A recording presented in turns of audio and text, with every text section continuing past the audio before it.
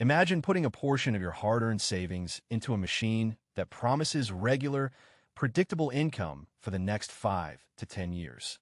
Sounds too good to be true? It's not. This machine is called a bond.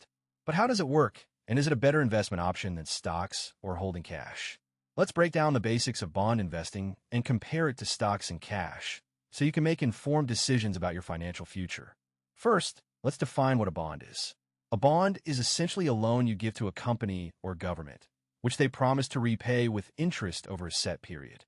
Think of it like lending money to a friend who needs help with a down payment on a house, but with interest. You receive regular payments until the loan is repaid in full.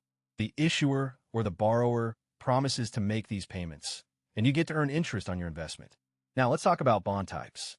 There are government bonds, also known as treasury bonds, issued by governments to finance public projects. Then there are corporate bonds,